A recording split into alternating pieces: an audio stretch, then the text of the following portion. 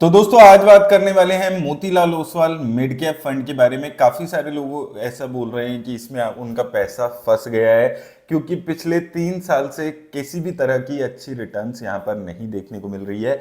Lump sum में अच्छी returns नहीं है, एसआईपी में और भी बुरा हाल है। तो अभी उसका लेटेस्ट पोर्टफोलियो आया है, लेट्स सी कि उसने कितने फ्रीक्वेंटली चेंजेस अभी यहाँ पर किए हैं। अप्रैल में हमने बात की थी चेंजेस की, मई में जो चेंजेस हुए हैं उसकी डिस्कशन इस वीडियो में करने वाले हैं। लेट्स सी कितने चेंजेस इस फंड ने अभी यहाँ पर रिसेंटली किए हैं और क्या अभी ये फंड थोड़ा सा अपना जो हाई रिस्क लेने वाला जो इसका तरीका था उससे थोड़ा सा ठीक हुआ है और कैसी रिटर्न्स यहाँ पर नजर आ रही है और आने वाले टाइम में किस टाइप की रिटर्न्स की एक्सपेक्टेशन आपको रखनी है। तो सबसे पहले अगर हम रिटर्न्स पे इसके जो पोर्टफोलियो उस पर चलते हैं तो अप्रैल का पोर्टफोलियो और मई का पोर्टफोलियो दोनों पोर्टफोलियोज मेरे पास यहाँ पर है। इसमें सबसे पहले अगर आप देखेंगे 3 कंपनीज हैं जिसमें से कंप्लीटली एग्जिट इस फंड ने किया है। भारतीय एयरटेल जिसमें 5% स्टेक था, सारा स्टेक एक बारी में बेच दिया है। 94 लाख शेयर्स हुआ करते थे। उसके बाद टीवीएस मोटर्स, एक्सिस बैंक, ये 3 कंपनीज हैं जिसमें से एग्जिट कंप्लीटली कर दिया है। और लास्ट वीडियो में जब हमने इस फंड के बारे में बात की थी मैंने आपको बोला था कि ये फंड अभी थोड़ा सा अच्छी कंपनीज की तरफ इन्वेस्ट कर रहा है, थोड़ा सा रिस्क कम करने के लिए। भारतीय Airtel, axis bank, TVS motor, अब इसने उठा के वो तीनों ही कंपनी से एग्जिट कर लिया है। कुछ कंपनीज में स्टेक थोड़ा सा कम किया है जिसमें Bharat electronics, BSc, Aditya Birla capital और कोफोर्ज लिमिटेड यहाँ पर है। थोड़ा बहुत स्टेक इन तीनों कंपनीज में कम किया है, लेकिन मेजरली एडिशंस आपको यहाँ पर देखने को मिले हैं। 2 हाई रिस्क कंपनीज में इसने फर्दर एडिशन किया है। सबसे पहले सुजलन एनर्जी, लगभग 2% स्टेक यहां पर खरीदा है, 12 करोड़ शेयर्स यहां पर एंटर किए हैं। और संवर्धन मदरसन इंटरनेशनल जिसमें 4 करोड़ शेयर 1.63% यहां पर खरीदा है। तो सिंपल सी चीज की है, लो रिस्क लेने वाली जो कंपनीज थी, लो रिस्क कंपनी थी, थोड़ी सी वैल्यू ओरिएंटेड कंपनीज थी, उनसे एग्जिट करके थोड़ी फिर से वही हाई और जो रिस्क लेने वाली कंपनीज हैं, हायर रिस्क हायर वैल्यूएशंस वाली 2 कंपनीज को ऐड किया है।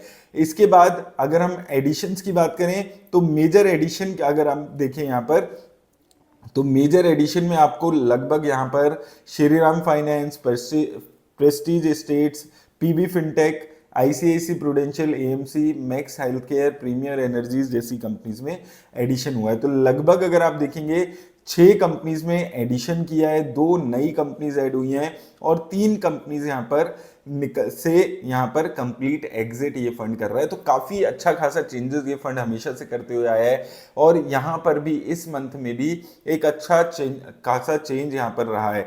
सेक्टर वाइज एलोकेशन की डिफरेंस पे बात कर लें तो सेक्टर वाइज एलोकेशन में मेजर जो चेंज है वो यहाँ पर आपको टेलीकॉम सेक्टर में देखने को मिलेगा, क्योंकि यहाँ पर मेजरली स्टेक का जो ये डिफरेंस है वो भारतीय एयरटेल में से जो इसने स्टेक बेचा है उसमें यहाँ पर आपको देखने को मिला है। इसके अलावा इलेक्ट्रिकल इक्विपमेंट सेक्टर में 4% एडिशनल एडिशन हुआ है, जहां पर 2% से लगभग 6% तक स्टेक पहुंच गया है और बाकी आपको सिमिलर 1% 2% के चेंजेस ओवरऑल सेक्टर्स में देखने को मिलेंगे।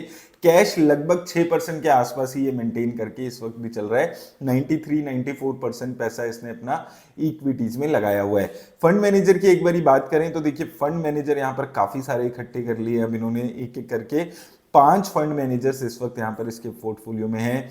लगभग अगर आप देखेंगे पहले एक फंड मैनेजर निकेत शाह जी ने लंबे टाइम तक इस फंड को मैनेज किया था, अच्छी खासी रिटर्न्स जनरेट की थी। उनके जाने के बाद अब एक एक करके आप देखेंगे 5 अलग अलग फंड मैनेजर्स इस फंड के साथ जुड़ गए हैं। तो फंड मैनेजर्स काफी सारे हो गए हैं लेकिन रिटर्न्स अभी भी देखने को नहीं मिल रही है।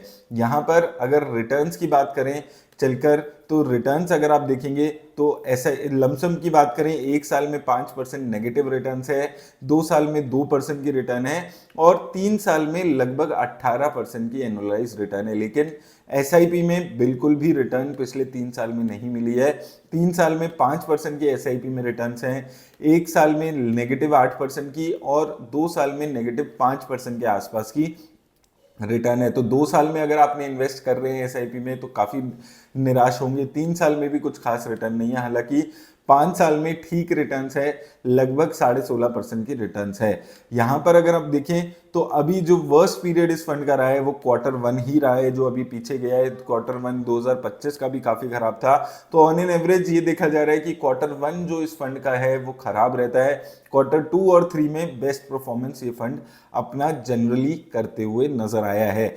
और अगर हम इसके कुछ फंडामेंटल्स पे बात करें, प्राइस टू अर्निंग 39 के आसपास की, काफी हायर साइड पे प्राइस टू अर्निंग चलती है इस फंड की, तो वो अभी भी ये फंड मेंटेन कर रहा है ज्यादा।